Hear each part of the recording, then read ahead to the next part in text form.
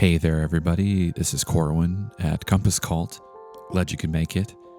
Here, you'll see a time lapse of Samus from Metroid, Super Metroid, Metroid Dread, Metroid Prime. Insert your favorite here.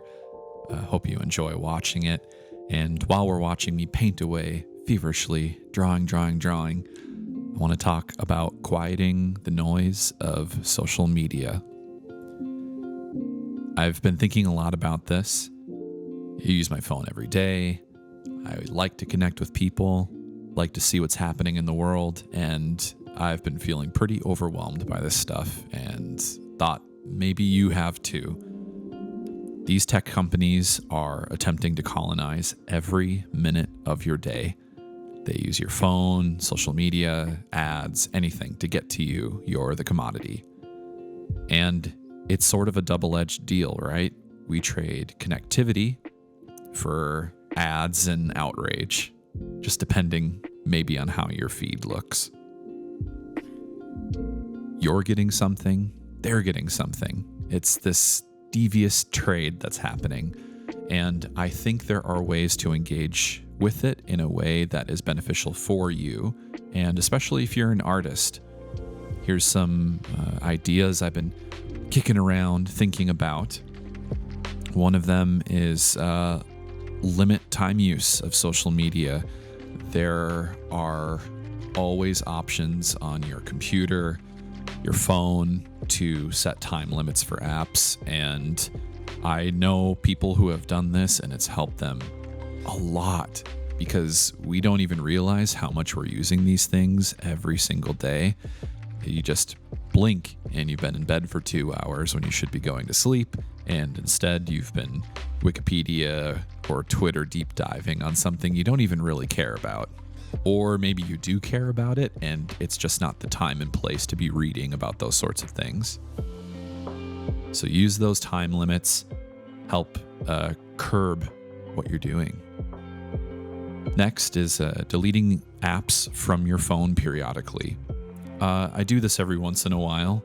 Most apps on your phone have website or computer desktop counterparts, and I find that they're less addicting for me when they're not on my phone. If I'm sitting at my computer using them, it's a little easier to get up and step away. So consider where you're using these apps as another way to block the ever-present looming social media. It's fucking scary. Also, we can use keyword muting on a lot of social media.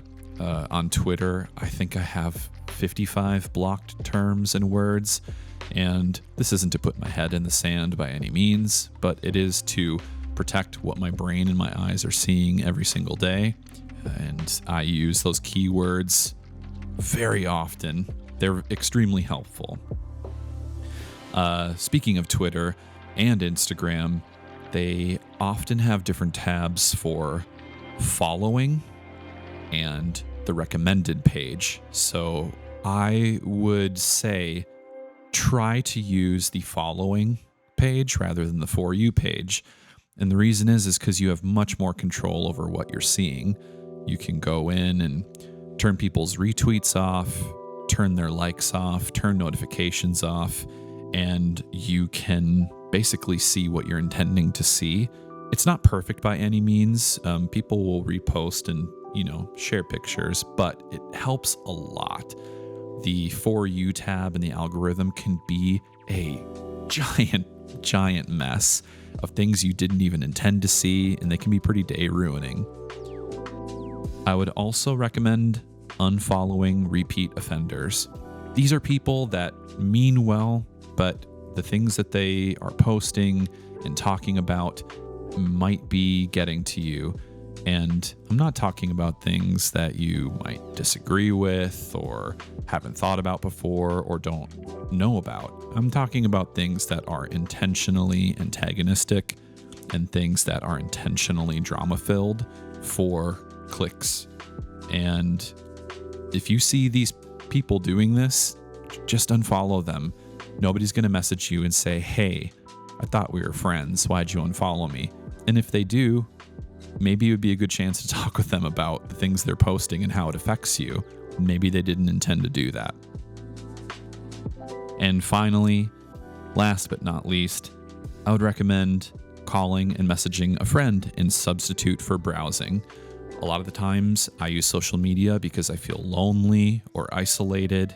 The world can be pretty crazy, your week can be pretty busy, but I will instead use my phone in my hand to message a friend personally or call a friend personally.